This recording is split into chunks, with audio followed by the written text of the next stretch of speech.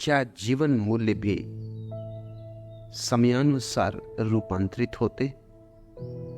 सत्यानंद, समय में जो पैदा होता है वह अनिवार्य रूप से रूपांतरित होता है। जीवन मूल्य भी समय की उत्पत्ति है, उपज।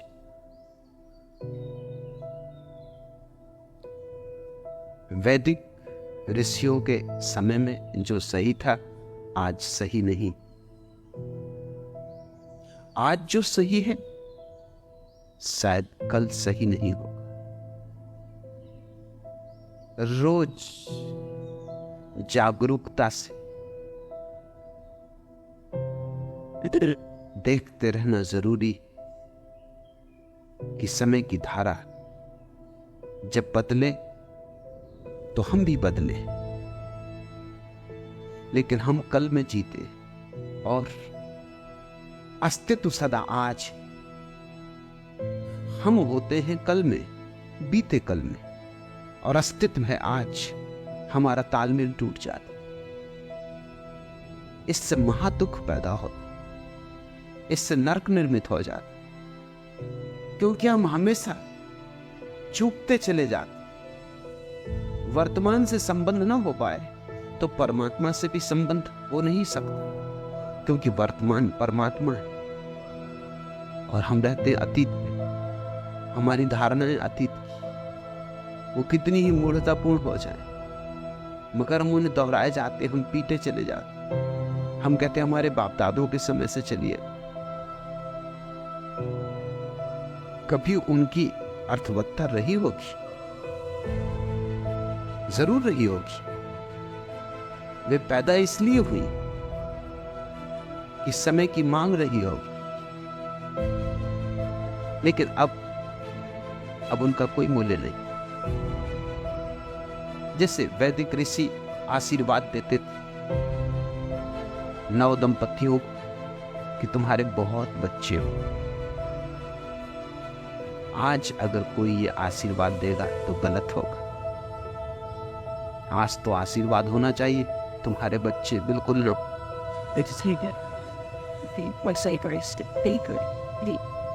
आज बहुत बच्चे हो, ये आशीर्वाद नहीं है, ये तो अभिशाप हो जाए। समय बदल गया, स्थिति बदल गई। वैदिक ऋषियों के समय में पृथ्वी ज्यादा थी, लोग कम थे। आज पृथ्वी कम है और लोग ज्यादा है। लोगों से दबी जा रही है, मिटी जा रही है, तो वही जीवन मूल्य नहीं रह सकती। मुझसे लोग पूछते हैं कि संतति नियमन का उपयोग करना, तो जो आत्माएं रुक जाएंगी, पैदा न हो पाएंगी, उनका क्या होगा?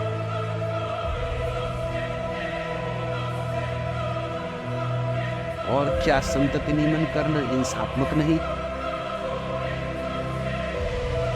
क्योंकि तुमने किसी को पैदा नहीं होने दिया, उसकी हत्या कर, होने के पहले ही हत्या कर दी।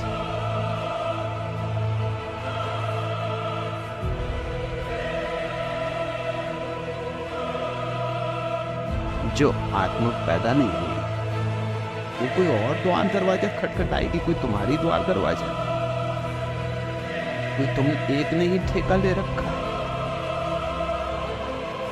तुम जैसे मूढ़ बहुत है।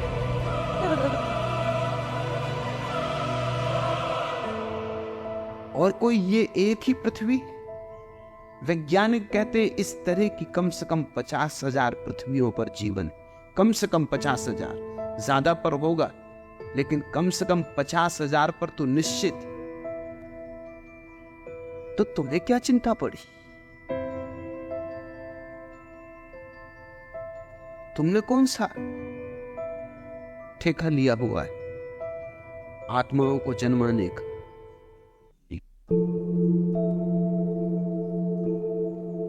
जो चलाता है इस विश्व को, चलाएगा उनको भी, उसकी जिम्मेवारी, उसकी समस्या वो समझे। तुम तुम क्या परमात्मा की समस्याएं हल करने बैठे हो? तुम अपनी सुलझा लो, उतनी बहुत। और करना के तुम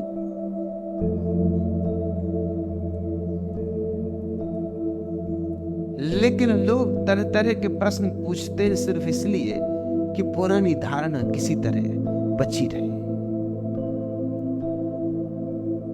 किसी तरह हम पुराने से चिपके रहे। और सब बदल गया।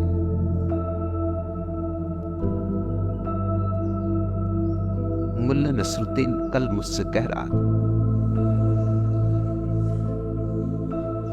रहा था कल रात अकस्मात एक ब्यूटी गर्ल ने हमें रोका।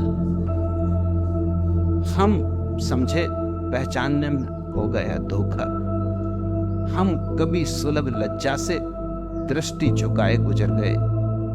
कन्या के केस मारे गुस्से के बिखर गए। जोर जोर से चीखने लगी, शहर के जवान मर्दों आओ, इस शरीफ जादे से मुझको बचाओ।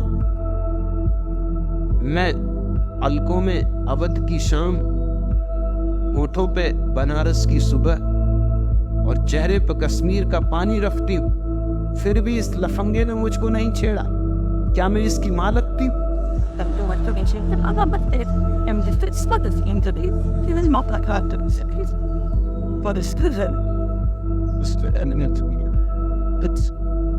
जीवन रोज बदला जाता, पुराने मूल्य बह जाते पानी, नए मूल्य आ जाते। पुरानी धारणाएं टूट जाती, नई धारणाएं आ जाती। सोच में पड़े हैं सेठ किशोरी रमन, क्योंकि डाकुओं ने उनकी पत्नी का कर लिया अपहरण। अब आया है पत्र उनके पास कि आप 1 किलो सोना गंदे नाले पर रख दीजिए, जो कि हमारे द्वारा स्वयं सहज लिया जाएगा, और यदि आपने ऐसा न किया तो आपकी सेठानी को वापस भेज दिया जाएगा।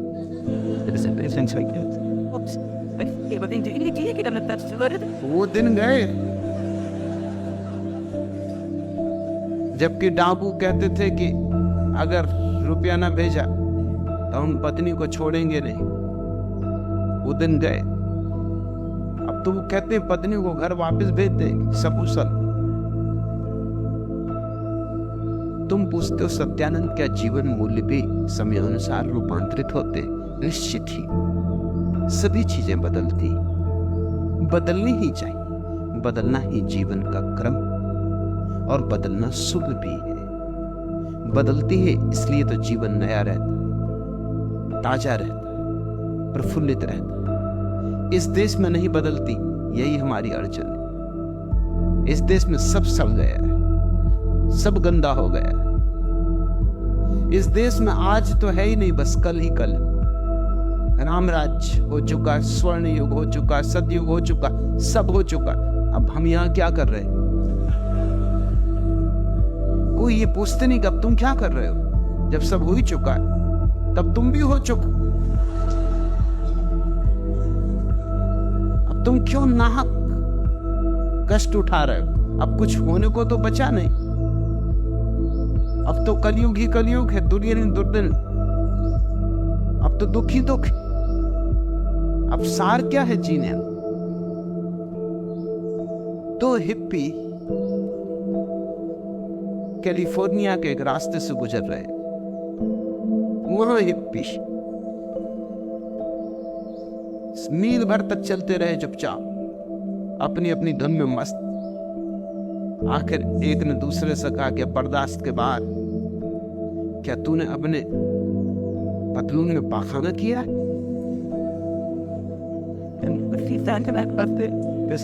इतनी भयंकर बदबू आ रही, और मील भर से मैं देख रहा हूं कि अगर ये बदबू कहीं और से आ रही होती तो छूट गई होती पीछे, मगर ये साथ ही चल रही। दूसरे ने कहा कि नहीं नहीं, बिल्कुल नहीं। मगर पहला भी ऐसा मानने वाले उससे उतार पतलून।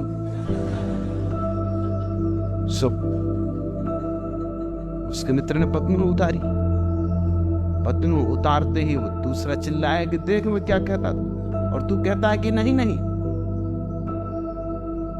तूने बहाना किया, ये क्या रहा। दूसरे ने कहा मैंने समझा भाई तुम पूछ रहे हो आज की।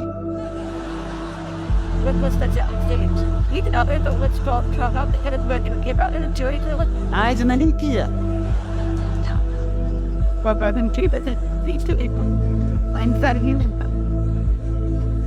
ऐसी इस देश की दशा है, यहाँ आज तो कुछ है ही नहीं, कुछ भी नहीं, सब कल हो चुका।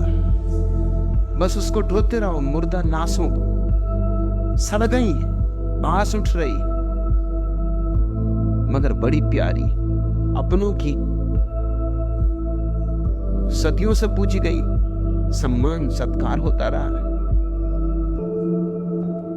सजाए रहो, समारे रहो, बाप दादे भी यही करते रहे, तुम भी यही करते रहो।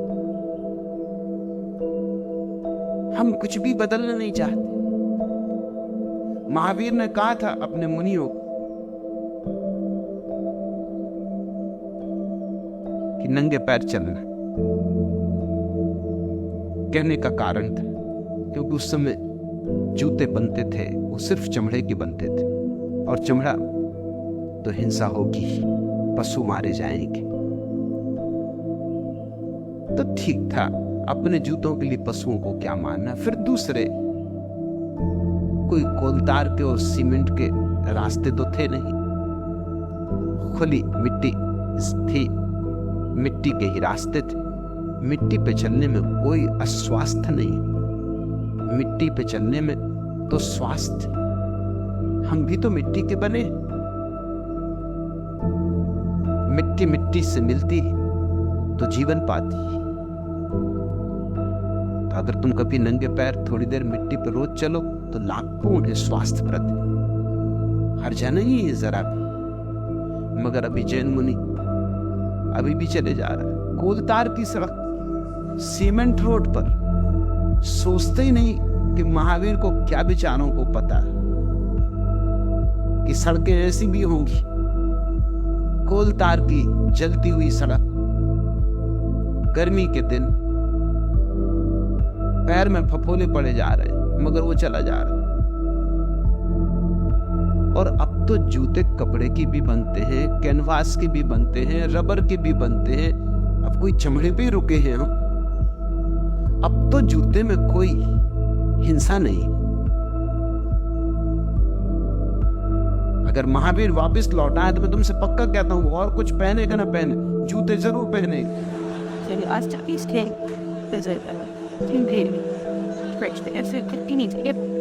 एक दिन एक आदमी ने और उसकी पत्नी ने मुल्ला नसरुद्दीन के द्वार पर दस्तक दी। दरवाजा खोला, नसरुद्दीन ने झांक के देखा, पति पत्नी खड़े। पति पत्नी बहुत हचकचाए क्योंकि मुल्ला बिल्कुल नंगा था, जूते पहने था और टोप लगाया था, टाई भी बांध रखी थी। अब एकदम से जा भी नहीं सकते थे, अब आ ही गए, और मुल्ला भी नहीं कह सकता कि जाओ, पुराने परिचित थे, कहा आइए आइए विराजिए, बड़े सौभाग्य। पति आगे घुसा, पत्नी छिपी छिपी पीछे। पति तो इधर उधर देखने लगा, क्या कहे क्या ना कहे, कुछ सोच के भी आया था जिस काम से, वो भी एकदम भूल गया। इतना नंगा आदमी, और बिल्कुल नंगा होता तो भी ठीक था, ये टोपी लगाए, जूते भी पहने और टाई भी बांधे, और बाकी सब चीजें नदारत, असली चीजें नदारत। मगर पत्नी से ना रहा गया। पत्नी ने कहा कि मुल्ला जी, क्या मैं पूछ सकती हूँ कि आप नंगे क्यों बैठे? मुल्ला ने कहा कि भाई, इस समय मुझे मिलने कोई आता ही नहीं, ये मेरे फुर्सत का समय, विश्राम का समय। सो घर में कोई है ही नहीं, तो अकेला मस्त नग्न बैठता हूं, आराम करता हूं। अब दिन भर कसे कसे बेल्ट बांधे हुए हैं, पैंट बांधे हुए हैं, जैकेट पहने हुए हैं, कोट चढ़ाए हुए, जान निकल जाती। तो जरा आराम कर रहा था तो उसने कहा ये भी समझ में आ गए, तो फिर ये जूते और ये टाई और ये हैट ये क्यों पहने हुए हो? तो मुल्ला ने कहा कि ये इसलिए कि शायद भूले भट के कोई आ ही जाए। अब तुम ही आ गए। ऐसा कभी कभी कोई भूले भट के आ जाए। मैं तुमसे पक्का कहता हूं महावीर अगर दोबारा हो तो जूते जरूर पहने। टाई और हेड की तो मैं नहीं कह सकता, वैसे अच्छा रहेगा।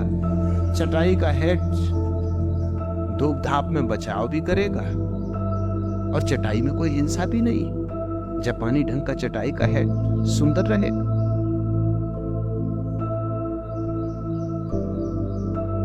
लेकिन जैन मुनि लकीर का फकीर वो कैसे पहन सकता है?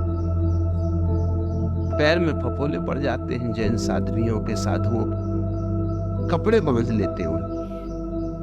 मेरे पास एक दफा जैन साध्वियां मिलने आई, उनके पैर में फफोले, घाव, उन तो वो कपड़े बांधे हुए, कपड़े भी उन्होंने इस तरह से बांधे हुए कि करीब करीब जूते का काम दे रहा है। मैंने कही हो मतलब क्या है? फिर जूते में क्या हर्ज है? इतना चिंदियां बांधी हैं कि वो करीब करीब जूते का काम ले रहे हैं उन चिंदियों से। इतनी गंदी चिंदियां ढोने की बजाय कपड़े के जूते में क्या हर्ज? उनका आप कहते हैं तो हम भी समझते, मगर शास्त्र में नहीं लिखा है। तो मैंने कहा शास्त्र में लिख लो। शास्त्र का कोई शास्त्र क्या रोक सकता है? मेरे पास ले आओ, मैं लिख देता हूं। शास्त्र की क्या हैसियत है जो रोके किसी को? अरे शास्त्र अपना है कि हम शास्त्र के? समय बदलेगा तो सभी मूल्य बदलेगी, और वही जाति जीवित होती है जो समय के साथ बदल जाती है। वही व्यक्ति जीवित होते हैं जो समय के साथ बदल जाते हैं। यह देश मुर्दा है, कब्रिस्तान, एक मरघट, बड़ा मरघट जिसमें महात्मा धूनी रमाए बैठे। बस धूनी रमाने का काम और कुछ काम बचा नहीं, सब काम पहले हो चुका। अब तो निष्काम भाव से मरघट में बैठो, धूनी रमाओ, राम राम जप। कुछ बचा नहीं जैसे हमारे हाथ में करने को। सारी पृथ्वी कितने महत् कार्यों में संलग्न है। शायद इतने महत् कार्य कभी नहीं हुए थे जितने महत् कार्य आज हो रहे हैं, क्योंकि इतना विज्ञान न था, इतनी टेक्नोलॉजी न थी, इतने हमारे हाथ में साधन न थे, इतनी समझ न थी। आज सब साधन है, सब समझ है। आज हम इस पृथ्वी को स्वर्ग बना सकते, मगर ये पुराने मूल्य और पुरानी धारणाएं हमें नरक से बांधे हुए।